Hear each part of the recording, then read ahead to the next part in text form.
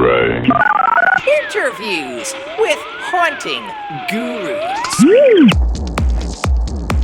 It's Baker with Interviews with Haunting Gurus, and on my bone phone, I've got Tim Fowler from the Farm Haunt in Castaic, California. And Tim, the kids obviously love you. Cheers. Thank you. Thank you for having me. Hey, by the way, cheers, brother. Cheers. Let's raise. There we go. Your can makes a funny sound. Yes, sir. All right. Let's get right down to it. How long you been haunting? One way or another for since I was a kid, didn't know there was other haunters until probably, maybe 8 or 9 years ago. But, fortunate enough to grow up with a family that celebrated holidays quite a bit and grew up going to Disneyland, Knott's, Universal, all that kind of stuff. So you're spoiled because being out there in that area, you've got all that going on. Yeah. You've got all that exposure. Yeah, it's pretty. I didn't have that out here. Yeah, my mom took me to Knott's Scary Farm, when I was 10. And, ever since then, it's kind of been an obsession of mine, trying to recreate. Was it like mind blown? Oh, it's wild, and, my old man, he built houses and was a machinist. And so he, anything we could think of, he was more than willing to build it for us. So, it was pretty cool. It, guillotines and tombstones and, spiders on fishing line, all that kind of stuff. So I had a good childhood, Wish I had your dad. Yeah. I didn't have. My father didn't do shit. He was like not into Halloween. He still was like, you still do that Halloween thing? I'm like, I've been doing it for like 50 years. Yeah. What do you think? I'm just going to stop one day? Yeah, he sees my tattoos. I got a bunch of Halloween tattoos, and he's like, well, I hope you still like Halloween when you get older. I'm like, dude, I'm 45, dude. I'm older already. Yeah, like, give a shit now. What's going to happen next year that all of a sudden I'm going to be like, I'm done with that Halloween stuff now. I'm moving. I'm growing up. Fuck that. Never, dude. That ain't happening. No. But yeah, like I said, I still got, one of the toe pincher coffins that he made, when I was a kid that we still incorporate in the haunt every year. And every time he comes by, he still gets a kick out of seeing it, And, he collects haunted mansion stuff, rocks. Which is pretty cool.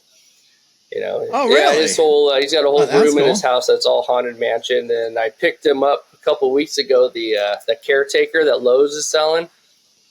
I don't know, but it's really hard to come by. People. Did he grab it? Oh, I got it. Did he pick it up? He's nice. He's got some health issues, so he doesn't get out very much. But yeah, I was at Lowe's because people are selling them on eBay for like $600, $700, $800. And I just happened to stop by. So what do they do? They bought them out, and now they're trying to flipping them. But scalping them online. But he's been bugging me to build him one, and I'm like, I'll get to it. And then Lowe's makes the caretaker for the graveyard that holds a lantern, and he goes back and forth. And he's actually pretty cool. So I found one at a Lowe's out of town here, and I picked one up for him and dropped it off at his house. So he's pretty stoked. So. How much were those going for? $240. Really? Yeah. I don't know if that's outrageous or not. Actually, that might be okay. I don't know. It depends on the quality. I mean, guess, it's better than the spirit stuff. It was, the plastic's a bit thicker. But, the old man will keep it in his room, in the corner. So he's pretty stoked about it. Yeah. Fortunately, nice. I grew up celebrating Halloween quite a bit.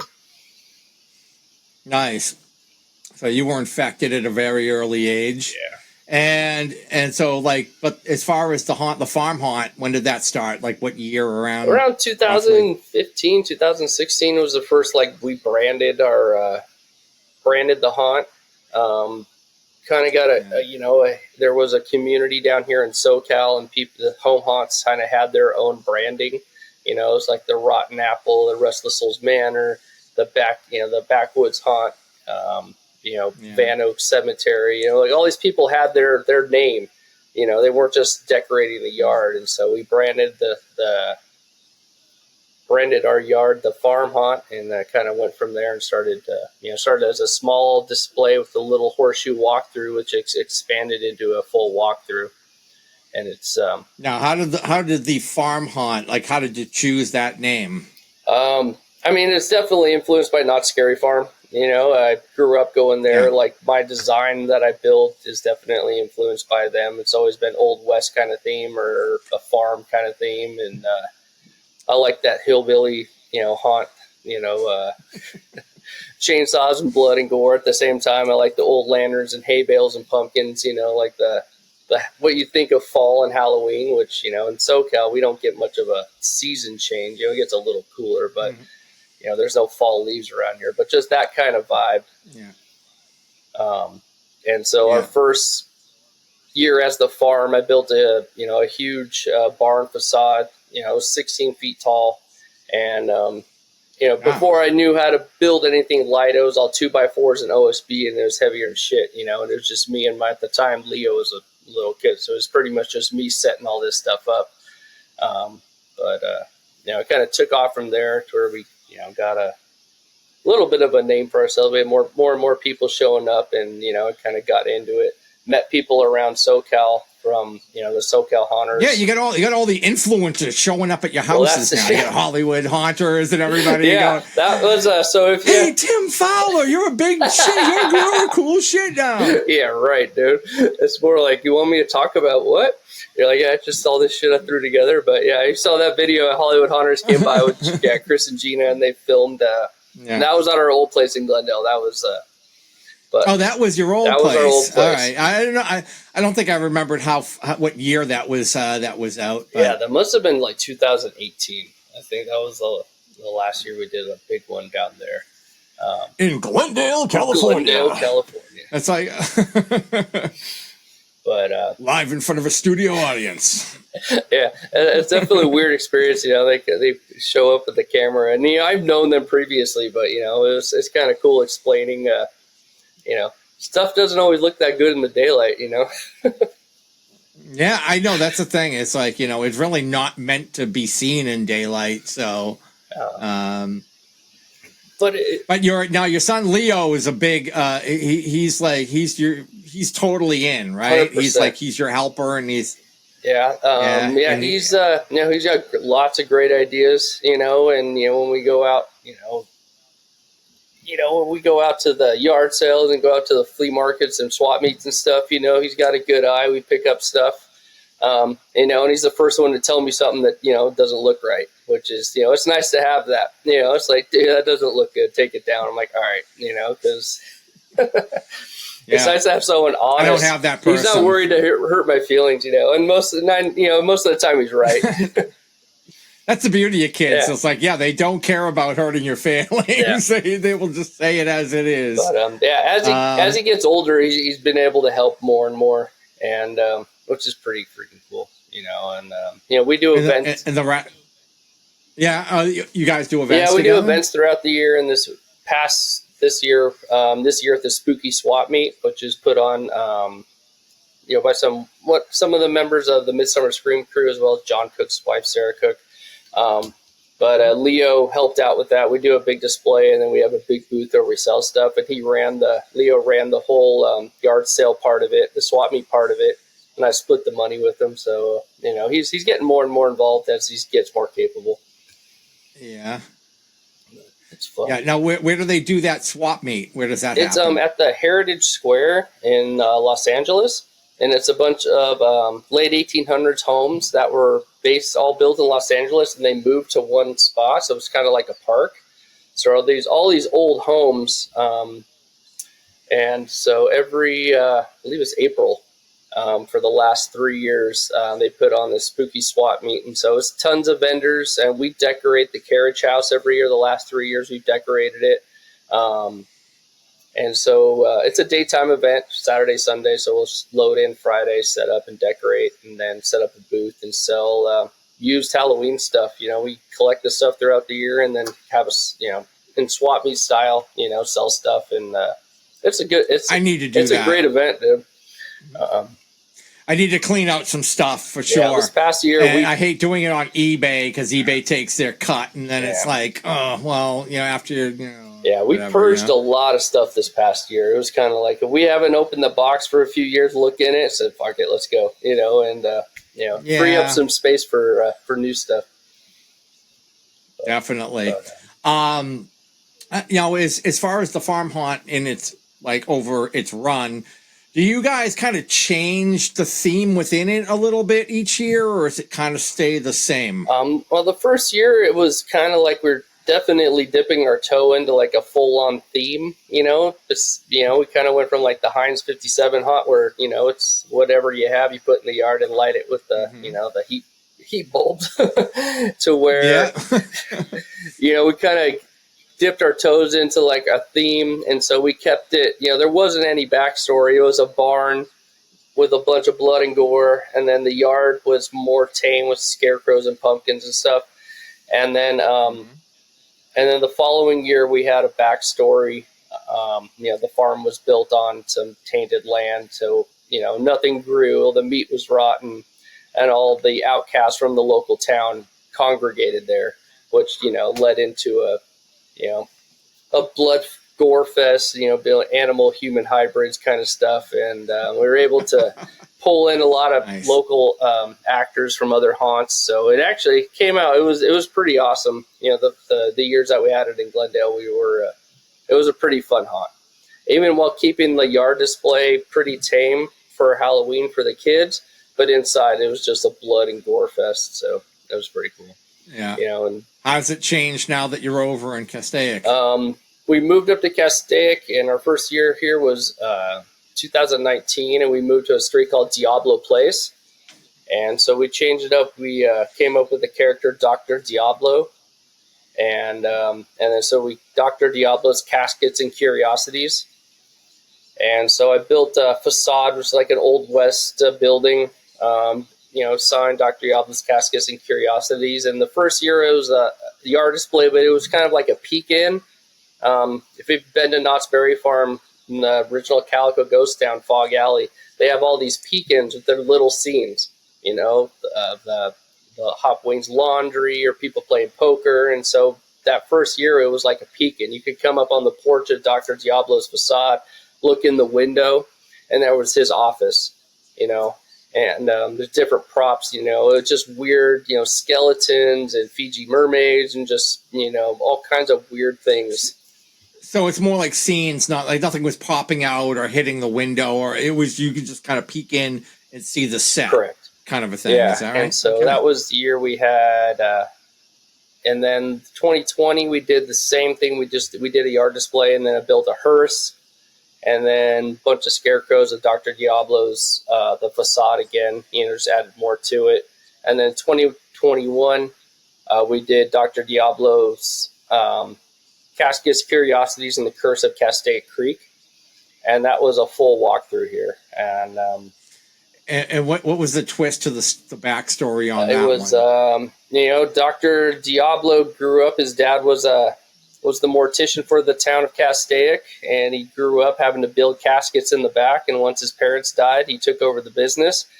He got tired of building caskets, so he would go dig up bodies and recycle the caskets and dump the bodies in Castaic Creek, which was behind the office. So as time went on, Castaic Creek, all the creeps started to emerge. So you would go into Dr. Diablo's office, meet Dr. Diablo, which was me, and you have a little spiel, and then you'd go deeper into Dr. Diablo's business and end up in Castaic Creek, which is a laser swamp with a bunch of creeps in there jumping out at you. So it was a good time. I gotta say, I've been wanting to do a laser swamp for years, and like I say, I tried to do it one year, and it wasn't working for me. Maybe it was the setup. It was a last minute thing. We have storms here before Halloween, almost every year. I got a nor'easter. I got some kind of storm that comes through. It rains like ridiculous. So many times I have to try to rush things out and set things up. We get wind. Halloween morning sometimes for just the electronics. The rest of the stuff is out there, but I have to run out. If I'm going to do any pneumatics, any prop controllers, I got to kind of rush them out and try to test them. Like if I have the night before, it's like last year, I think was one of the first years in a long time that I had no rain the night before. I got everything set up. I had everything set up, tested, ready, and ready to rock and roll. I had almost nothing to do on Halloween day. That's perfect. It was like, that never happens. It never happens for me. So to have that happen was like, like it was a banner year for the Village Mire that year. But I've been wanting to do that, and I tried it one year, and it wasn't working. I don't remember what was going on with it, but I couldn't pull it off at the last minute because I was throwing it out Halloween morning. And then I just haven't revisited it, come back and revisited it yet. And I know people pull it off outside. I just I've seen, like, I was watching some haunt video the other day, and the guy was doing them all on his front lawn. And he just and I was like, I couldn't pull it off in an enclosed, tarped off, like PVC framed area. I was having a problem pulling it off. And this guy was just doing it outside. Well, obviously, he probably had no wind that year too, but I was so envious. I'm like, son of a bitch, I want to do the laser swamp one of these years. It would go so perfect with the Village Mire. For sure. We do get some wind up here, which is, you kind of have to build prepared for that, because we'll get a couple days where it gusts pretty good. It's more stuff blowing over, so the facades and stuff. So I would build a full-on deck to build the facades on top of, so I can screw them down. And then the year that we did the full walkthrough, I built a 12 by 16 deck in the front yard over a planter, just so I could build the whole facade and Diablo's office on top of that. So I had a full level surface to build on, and I actually built a roof on top. Built a roof on top of it too. So I was able to have lighting up in the roof and everything, and so it worked out pretty well. But it's a bitch to take down November 1st, Oh yeah, I bet it is. But that's I really like building, the facades and the big stuff. I definitely get a kick out of that. Yeah, I was gonna say, like, what is your favorite aspect of building the haunt? Is it pneumatics, controllers, that, and like, as I think you just answered my question, the facades is right. What you're into. I really enjoyed drawing it out, kind of go getting the lumber and just seeing it all come together and painting it and then putting it up, and if it looks like what you think in your head, I'm like, oh, this looks bitchin', and then dressing the set and everything, from there, which is. How much like pre-planning do you do? Do you do like Google SketchUp and all that kind of stuff, or do you just kind of make a rough plan of like how wide you need paper something? And a pencil, dude. I don't know that advanced. Old school. Oh yeah, old school. It's so easy for me. Like that's I envy people that can use the SketchUp and that kind of stuff and like build their whole haunts and like be able to like pan through it. I'm like, that's so bitchin', but I don't know if I could, For the time it would take me to learn that, I can draw it out and go buy some lumber and, knock it out. And build it. And build the whole thing. That's this whole thing. It's like by the time you learn that software, you could be already on. Now, once you get the skill down, then I guess it opens up all kinds of possibilities to you. I think I tried to toy with it way back when it was I don't even think it was Google SketchUp, or they might have just taken it over. Some other company made it, and then Google bought it out like they do with most things.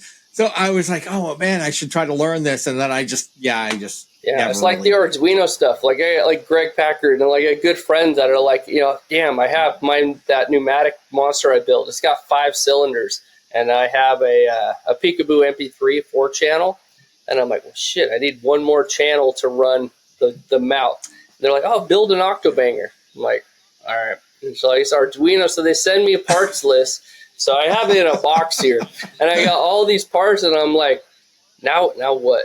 I don't know how to solder circuit boards and shit. And I'm like, right? Yeah, I remember going to this make and take, or I don't know if it was, I guess it was a make and take, and they were like, all right, you got your breadboard, and I'm like, wait, what? I don't want to.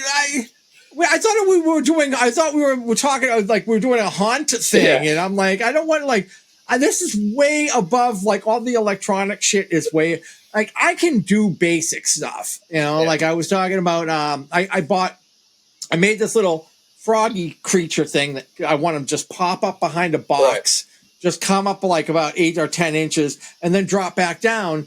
And I bought a linear actuator, which worked great if you just want them to kind of creepily ease up and then ease back down. But if you wanted to like pop up like a pneumatic and pop back down, You can, but you got to pay for the expensive linear actuator. You got to pay like $150 for a linear actuator that can move like nine like 9 inches per second.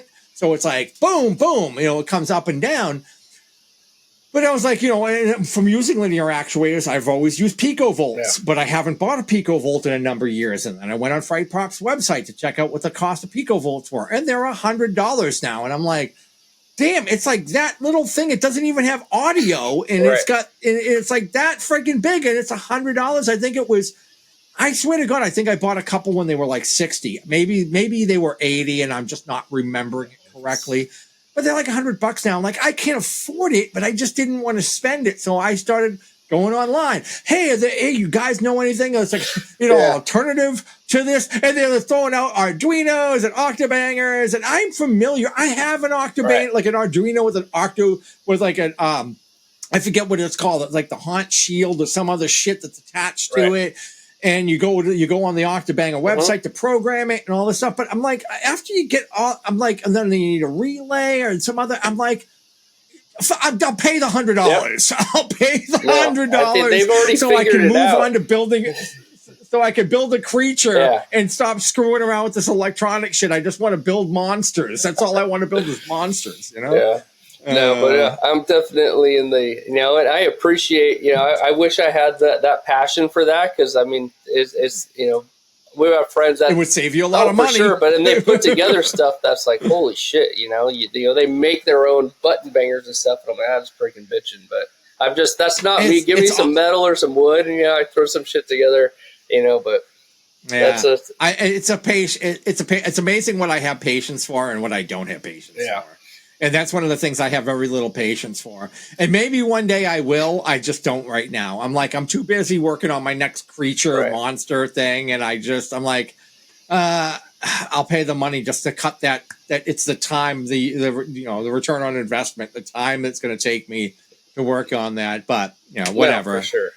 I do really appreciate people who can do it. And it's awesome what they can do. It's intermission time, folks. Make sure to like, subscribe, comment, and share on social media. And don't forget to turn on notifications as not to miss any juicy haunt content. And now, on with the show.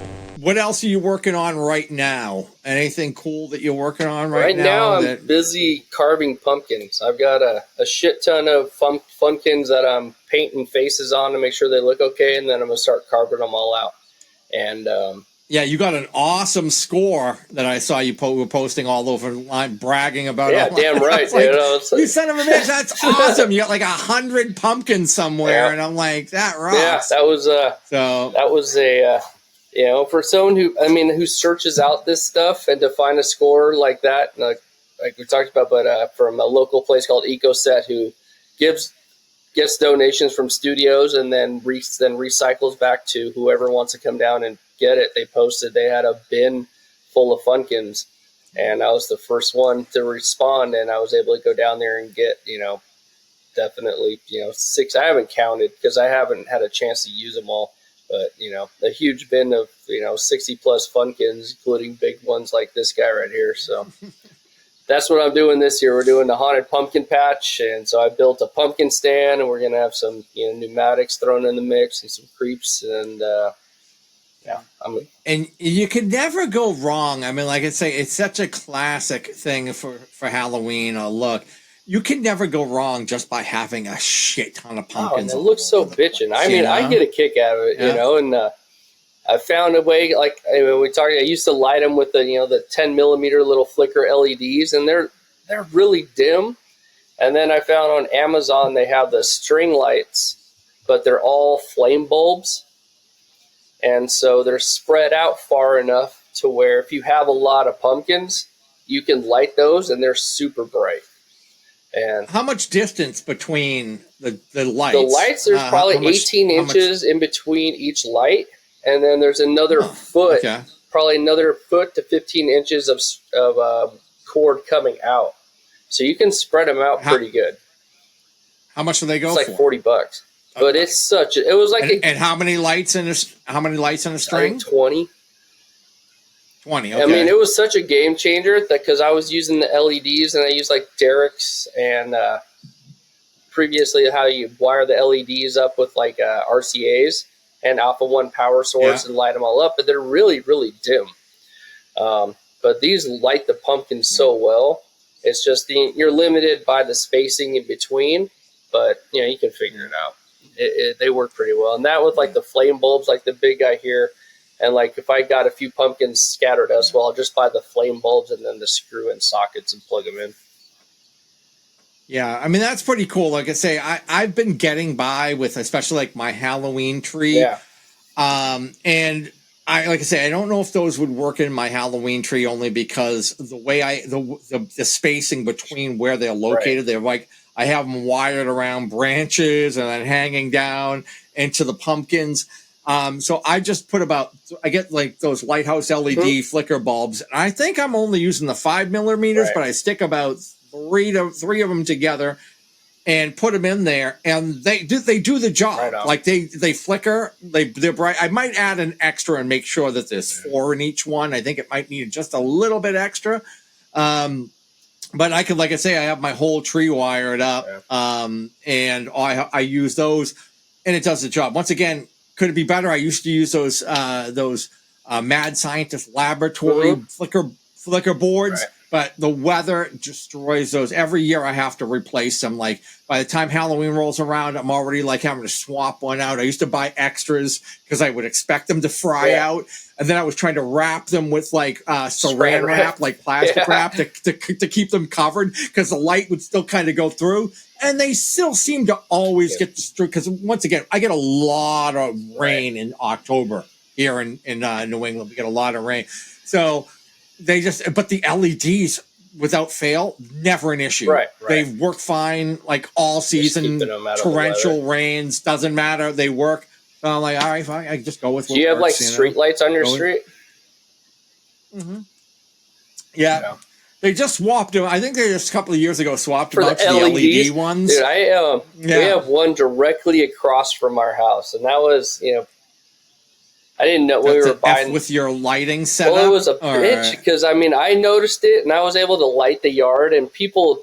I noticed it a lot because you get a shadow if you're standing in the yard. It would cast a shadow into the display. It just bugged the crap out of me.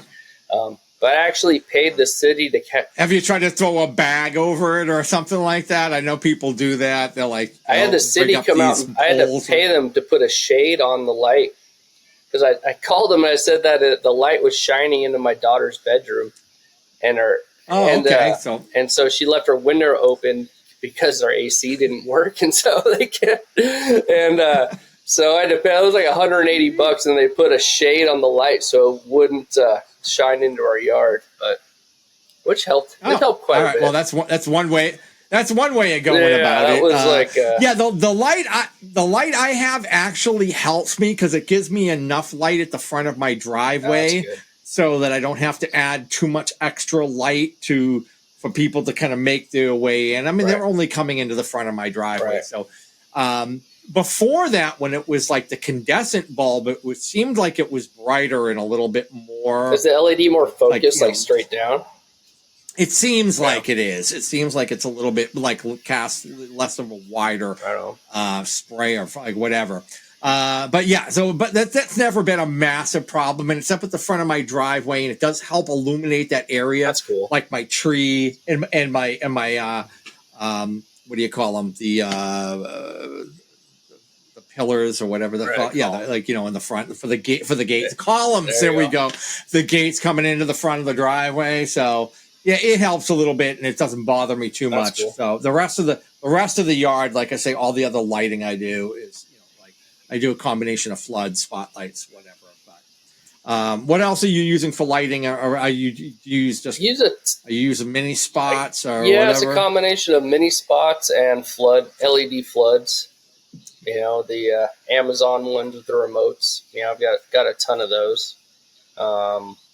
But I've made a bunch of like the RGB ones, the RGB floods, and that, and then a bunch of mini spots that we've made. Just the 10 millimeter little LEDs and the PVC. And wherever needed. But a lot of flooding the lights, and then throw some lights here and there just to cross the colors up a little bit. So neighbors are cool. Yeah, They're obviously, you already scoped them out beforehand, so you really don't have. They're happy with you there. Yeah. They're supportive to a point. There's a lot of studio people up here. So my neighbor right next door, he's retired, but he, his sons work in the studios. He worked in the studios, and so they get a kick out of it. And he's a carpenter, or he was a carpenter for the studios. So he'll help me out need be. And everything's good, man. That's it's good. Pretty cool. It's a great neighborhood, and yeah. You got a lot of kids? Yeah, you got a lot of kids. It's not there? a huge amount, but it's steady all night long. We'll get people. They're walking around with their wagons, and the parents are cracking beers and hanging out, and the kids are running around the yard, and so it's definitely a fun community event to where there's enough places in our neighborhood. There's a street like 2 blocks from where like every house decorates, and they're like they're not, I don't know, they're not haunters, but it's all store bought. Yeah. But they're festive. They go nuts. They're like festive. The whole street. The whole street goes, as puts all their stuff out. It's all store bought stuff, but it's like a big party, like a couple streets over, and then all the kids from there all come over here and hang out, and so it's fun. It's I used to be a little bit of a haunt snob there, but now like my attitude over the years, my attitude has completely changed over the years, and I'm like, what are we talking about? If you're festive and you're doing anything, I commend anything. I don't care if it's an inflatable or whatever you're doing. Sure. If you're doing anything, awesome, love it. And it was funny. 2 years ago we did. It was just a yard display, and I have a bunch of other stuff, that didn't fit the theme. And so on Halloween morning, I got up and then set up the driveway with like Easy Up and like with Jason and Scream and like a bunch of stuff that doesn't match the theme at all. And then you had to go down there to get your candy, and had like a strobe light fog machine. It was just, whatever I had laying around, I put up. The kids would go in there and scream and yell and have fun, and then walk by the big yard display that I've spent months putting together. So I was like, well, I'm not going to do that again. All right, so you're busy with your pumpkins. Yes, sir. Your pneumatic, you got that pneumatic thing you were working on, but he's parked. He's not going out this year, so you're going to put him aside. Not happy with that project, and that's pretty much it. You're just going to get the facade, the pumpkins out. Anything else you're throwing in the mix? I'm going to figure out the audio. Get some audio and get some kind of where the lights will change on and off a lot to match the audio. I'm still going to figure that out. But there's a lot of figure it out as we go along, which is kind of, one of my favorite parts to it. It's like looking in storage and seeing, I forgot I had that, and this will work. Fortunately, one of my good friends, they take care of horses. So I got as many hay bales as I want to use. So I'll go down there and get a truckload of hay bales and be able to decorate the yard and stack pumpkins and everything on them. And at the end of the season, just go bring it back to his house. So. Yeah, I gotta figure out a cornstalk connection. I going down and paying like $8 for like 3 cornstalks tied together is just bullshit. I've got to find a good cornstalk connection. There's nothing that looks cooler. No, spread all over the place is a bunch of cornstalks, pumpkins. Like you can just go with the basics and make a pretty cool looking. I mean, look what Pumpkin Rod does. Yeah. And it looks, I mean, once again, the creatures that he's making are beyond. It's just the combination of everything. But the whole, it's killer. Yeah, it's always killer. Yeah, definitely. It's just always that inspiration, from other haunters around here, which is pretty. We got a pretty big community down here, so it's pretty cool to be able to go see. As you've got your Cal haunts loud and proud right across the chesticles. Yeah, it's what people there. And you guys have, like, once again, you guys have a big community there. It's ridiculous. Again, how many members do you have in Cal? Online members, it's like 600. People that show up to actual people who show up. It's like between 40 and 50 a meeting. It really depends on, our meetings are dependent on who volunteers their home. And also, but it's usually the same crowd. We get new people, ebb and flow through and out, but I'm on the organizing committee for CalHaunts. So right now we're getting builds and stuff together for next year. And so September, next 2 weeks is our last build of the year, which is paper mache pumpkins. And then in October, we do nothing, because everyone's building their own stuff. And then November, we have our November social, and we have it at Transplants Brewery out here. And they give us a big room with the stage and a PA system, and they let us bring in our... You guys give awards to each other? No, it's more just like everyone brings videos and shares their videos, what they did for the season. And Transplants Brewery gives it... Oh, so you run videos all everyone night, gets up and talks about their haunt. And so that's the social. We have nothing in December, and then January, the year starts up with make and takes throughout the year. So, yeah, it's a fun group. That's cool. That sounds great, man. Like I say, I kind of fall on it. There was a mass make and take that was pretty vibrant. Over the years, I just kind of fallen off, and it was only because I was like it was further away from me, and I'm like I have to drive an hour and a half or 2 hours or so to get to it. That's like a couple of hours, 2 to 3 hours of that I could be working on a prop in my basement, I guess. So I do kind of miss it and would like to get back involved in it. I got to get off my ass and get off of the Cape. As I'm on the edge of the the edge of the world out here, and I got to start getting myself back into the mix of things. But so, are you going to any haunts this year? Definitely going to hit Fright Kingdom in Nashua, New Hampshire.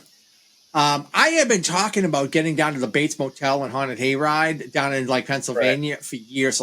Just go down, hang out with JT, go through it. It's not off the map. It's not on, I was talking about it. Then I kind of, I'm not sure because he's got some things going on this year. Like he's not feeling that well or whatever. And so I don't, maybe it will happen. Maybe it won't. In worst case scenario, I'm definitely going to Ed Gannon's Chamber of Horrors up in Salem, right?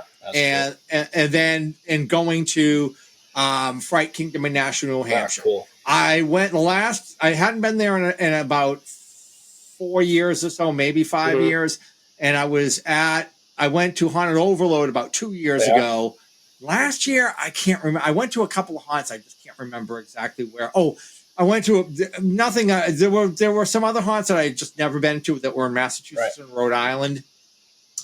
Can't really speak too highly of them. I went to them. I was like, whatever. I'm not going to throw anybody under the bus. But like I say, if I'm going to go to, I want to go to a haunt. I want to go to kind of some of the big dogs. I definitely want to go to Ed's because it is a smaller haunt, but it's done very differently from your average walkthrough haunt.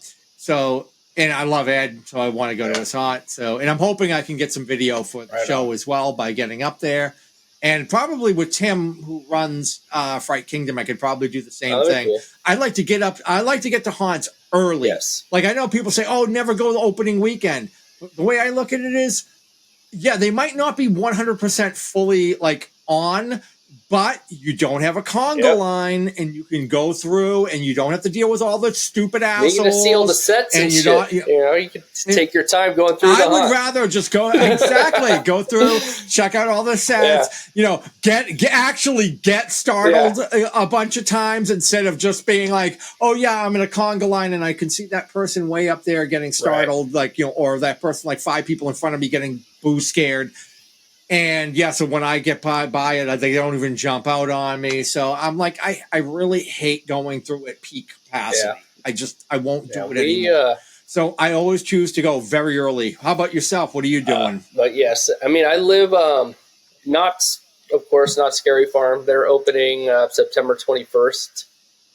So they have season passes, so we have season passes to that. We're going 21st, 22nd, and the 24th.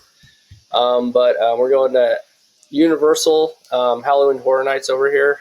We're going, not opening, we're going September 9th, which is their opening weekend. Nice. And then I live like right next door to Six Flags.